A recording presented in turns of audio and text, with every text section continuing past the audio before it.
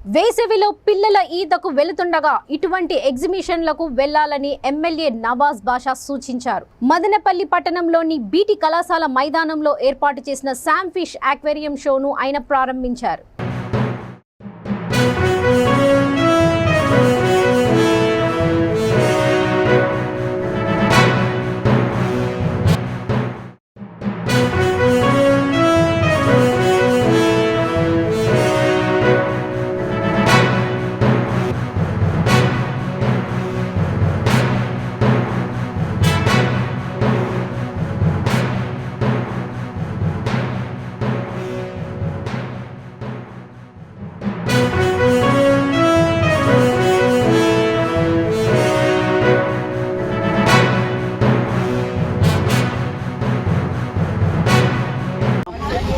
BT college ground Bengaluru road యందు గతంలో ఎప్పుడు కూడా వేసవిలో ఇక్కడ అనేక సర్కస్లు వివిధ రూపంలో ఇక్కడ పెట్టేవారు.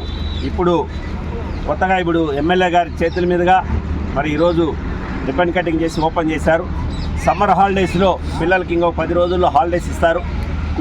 కుటుంబ సమేతంగా తల్లిదండ్రులు పిల్లలు అంతా వచ్చి ఆహ్లాదకరమైన వాతావరణంలో ఇక్కడ వీళ్ళు ఏర్పాటు చేసిన ఎగ్జిబిషన్లో కొత్తగా ఈ ఫిష్ అక్వేరియం అనేది కొత్తగా పెట్టారు, ఎప్పుడు కూడా లేదు.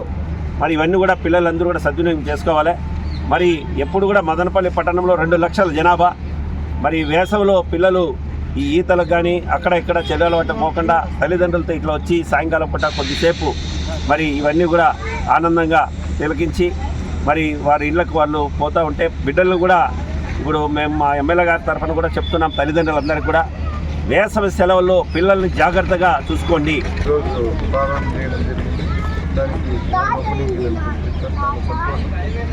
ఏదైతే సమ్మర్ వెకేషన్లో పిల్లలందరూ కూడా కొత్త వాతావరణం, కొత్త ఆలోచన మీరు చేశారు కాబట్టి ఇంతకుముందు ఇప్పుడు సర్కస్ అలాగే అలాంటివి పెట్టేది ఇక్కడ ఈరోజు ఎగ్జిబిషన్ పద్ధతిలో పెట్టారు కాబట్టి మూర్తి గారికి ధన్యవాదాలు తెలియజేస్తాను. ఇంతవరకు మాకు ఇంకా చలపక్కన వైస్ చైర్మన్ గారు చెప్పారు.